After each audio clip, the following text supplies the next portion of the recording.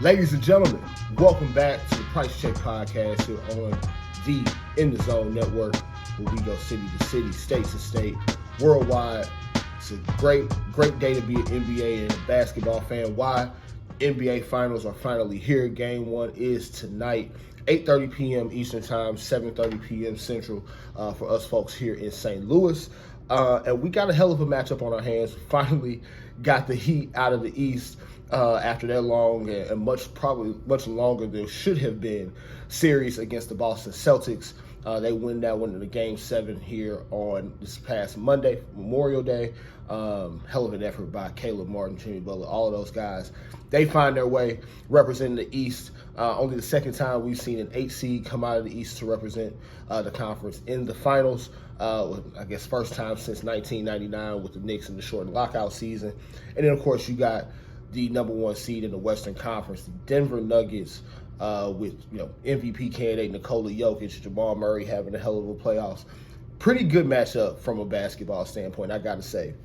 I know a lot of people were hoping for, one of, if not both, the Lakers and Celtics to be representing either conference in the NBA Finals, but, don't always get what you want. I honestly think that this series can still live up to some of the hype that those potential series could have had, with some of the lesser names. But all in all, I think we are in store for some great basketball. So today, of course, previewing Game 1, but also previewing the outcome of the series as a whole. So I want to start by analyzing a couple trends, not only for the playoffs, but for the finals, and then also, of course, ending with a little bit of a prediction. And then we'll also, leave a couple tidbits here as far as some non-playoff or non-finals news coming out of the NBA as well. So, first though, some big factors that are going to go into the outcome of this series and even the outcome of Game 1 tonight. First thing that we have to know, Denver, of course, there's a lot of talk about them, rest versus rust. What type of team are we going to see given that they haven't played a game since May 22nd, about almost a 10-day layoff for them here before Game 1. The Heat, of course, coming off of a grueling series that ended up going 7 games. Does that help the Heat? Does that hurt the Heat? What happens there? So with teams coming off of 5 or more days rest before Game 1 of the NBA Finals, overall, those teams are 10-6. Now, if you narrow that down to teams coming off of 5 days rest and having home court advantage in the finals, those teams are actually 8-1, not only in Game 1, but also 8-1 in the series. So definitely something to keep in mind for Denver. Their home court advantage has been crazy all season long. Combined playoffs and regular season, they are 41-7 at home this year. Crazy home court advantage. We talked a lot during the Lakers series about the altitude and what effect that has on players and their stamina throughout these games. So I think you're going to see that come into effect, come into play for the Heat, of course, coming off of that Game 7 here on Monday. Not nearly as much rest between, the end of their series and Game 1 of the finals as the Nuggets have had. But also, another trend to keep in mind with that Game 1, 33-53, teams that are coming off of a Game 7 in the prior series and then Game 1 record following that series. Those teams are 33-53 straight up. Not talking about factoring in spread, points, none of that. Just did they win the game? They have a record of 33 wins and 53 losses. So not a good sign if you are a Heat team who, another factor here, they have been underdogs in every series, including this one, but have actually gone on to win Game 1 on the road in every series prior to this one. So, a number of different things there. They're used to playing with their backs against the wall, used to having teams or even fans and media count them out in terms of their ability to go in and steal games on the road to start the series. So definitely something to keep in mind there.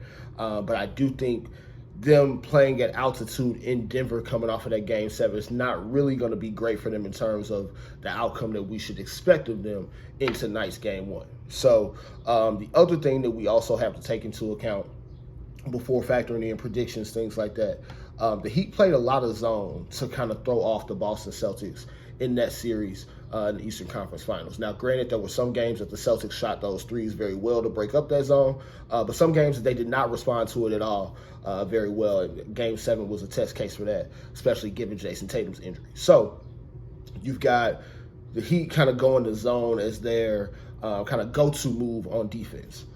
Problem with that in this series is that the Nuggets were not only the best team in the regular season going up against zone defense, they were also the best offense as far as offensive rating is concerned in the playoffs as well. So Nuggets not afraid of the zone defense. Of course, when you got a guy like Nikola Jokic who can come, free throw line extended, and be able to spread the ball around with the way that those guys cut off of his passes, things like that. I think the Nuggets offense is best equipped compared to any other team that the Heat have done that against in terms of going to zone from man. So this is going to be a very big series for guys like Bam Adebayo and how they are able to try to defend Nikola Jokic. Who are the Heat going to try to use to defend Jamal Murray? Is this going to be, a situation where they use Jimmy Butler as the primary defender on Jamal Murray? What does that mean for Jimmy Butler if he's got to chase Jamal Murray around on defense and then have to continue to be the primary go-to option on offense for the Heat? Asking a lot of Jimmy, especially given, the 1-5 against Milwaukee, but he had to do a lot to put the team on his back in that series. 1-6 against the Knicks. Again, him having to do a lot in that series. And you can even see during that 7-game series with the Celtics, there started to be a little bit of wear and tear there on his stamina, his ability to produce, at least in the games that they lost. So all of those things taken into account, I got to say my lean right now is Nuggets not only to win game 1, but to win the series probably in 5 or 6. I do think the Heat are being, considered underdogs in this, which rightfully so. But I think there's also, that Heat mentality, that fight that we've seen from them in every series leading up to this one. I just don't think we can count them out as far as this being like a sweep or just, a gentleman's sweep. I do think this actually goes 6 games, but I can see the Nuggets closing this thing out in Miami in game 6. Just, again, we've seen their offense be too high-powered. We've seen them, of course, on their home floor be able to get wins at every, step of the way. So having home court advantage in this series, and again, especially in game 1, given that the Heat are coming off of that 7-game series with Boston, I do think that's a big advantage for Denver and how they like to play. And I expect Nikola Jokic to kind of have the same type of finals coming out party that we saw a guy like Giannis Antetokounmpo have in the 2021 NBA Finals here a couple years ago, where we know the superstar is there. We know he's done this countless times during the regular season and even now in different playoff series. But you kind of have that coronation for him when it comes to winning the finals or, having a chance to be the best player in the final series. So I think Jokic and team, they go in, they get it done tonight. I do think the Heat keep it close here in game 1. We kind of saw the Nuggets in game 1 against the Lakers have a big lead, but then allow the Lakers to come back in that one. I do think some of that initial rust or days off affects them to start the game tonight. But ultimately, they win game 1 and then go ahead and win the series in 6 games, probably with Nikola Jokic being the MVP of the series. So, putting it on wax, that's my prediction. Nuggets in 6 games to win their very first NBA championship. But the Heat, man, I got to tip my hat, or my theoretical hat right now. Got to take one off to them because they have time and time again in these playoffs not only continue to be the underdog that overcomes and kind of gets over the hump, they've really gone into all of these series and give themselves a fighting chance when nobody thinks they, would typically have one. So the Nuggets in 6, I think, valiant effort from the Heat, but Nikola Jokic and that offense is just going to be way too much for this Miami Heat team. So NBA Finals prediction is there. A couple other things that we want to hit on really quickly before we go today. Some non-playoff news, so to speak. Bob Myers stepping down as the Golden State Warriors general manager. Kind of quietly, big story. He's been, the architect for, the dynasty, quote unquote, that they've built since 2015, and obviously, drafting Steph Curry, drafting Klay Thompson, drafting Draymond Green, being able to make the Kevin Durant move happen, being able to get guys along the fringes like Jordan Poole. That's how you win 4 championships. And now I'm interested to see what direction they go in given that, the talk at least so far is they're going to keep this as an internal hire. I saw that Joe Lacob's son might become the next general manager, which not sure how much of a good idea that is.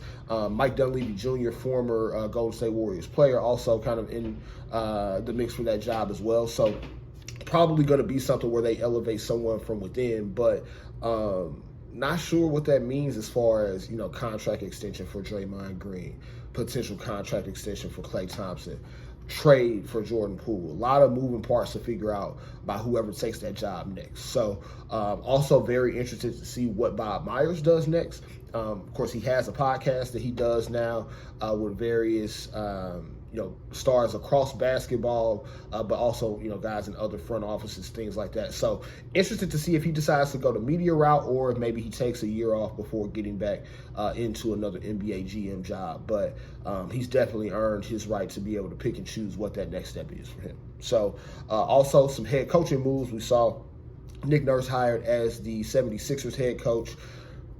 Not really sure if that moves the needle for them, only because Nick Nurse is a guy that leans heavily on his star players or his, kind of go-to players. We've seen that not be a good recipe for keeping Embiid healthy for an entire season. I also don't know that this is a head coaching hire that James Harden is necessarily going to be the biggest fan of. He typically likes to just, again, as he mentioned, want to have his basketball freedom.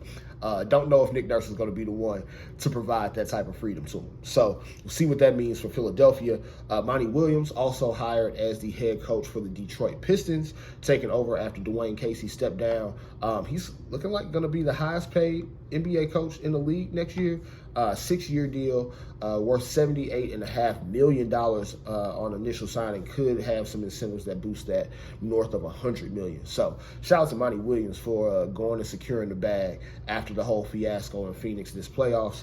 And then last but not least, want to also give a shout out to Adrian Griffin, former Toronto Raptors assistant, landing the head coaching job as the Milwaukee Bucks new head coach. So apparently this is a Giannis approved hire. We'll see what that means in terms of some of their front office decisions that they'll have to make this offseason between Chris Middleton's player option and being able to re-sign a guy like Brook Lopez. So something that we'll hit on here in a couple videos that we'll do later. NBA's new collective bargaining agreement is going to make it a lot harder for some of these title contending teams to continue to retool around their stars or their big contracts. So we'll see how that affects some of these teams here moving forward, but did at least want to mention those coaching hires and kind of how they may affect those teams going into next season. So excited for the NBA Finals. As a reminder, we are also going to be joining my man Oda Great of the High Off the Glass podcast and My City, My Music tonight for Game 1 watch party at Neat Restaurant and Bar, 11208 West Florissant Avenue in Florissant. Make sure to come out and join us, man. It's going to definitely be a good time. He's got a lot of good sponsors, good vendors for the event tonight. 420 friendly for the folks who like to partake. So come out and join us. It'll be a great time. We'll have some NBA trivia going on. We'll do a live podcast right before the game kicks off. So just good vibes, good fun. It's definitely going to be a good night to watch basketball. But until next time, we're winding down on the number of basketball games we got left. At minimum, we got 4. At maximum, we got 7. But not a whole lot of NBA basketball left. We'll be, getting some WNBA talk incorporated here as well with In the Zone Network's new addition, Mr. Anthony Miller, who just joined us recently. Mostly, covering football for the XFL News Hub here previously, but is going to be covering the Dallas Wings for us here at In the Zone. So looking forward to having him on here in the near future. But definitely looking forward to a great NBA Finals Game 1 and a great final series overall. Until we get a chance to talk about it next time, this is The Price Check. I am your host, Josh Price. Check.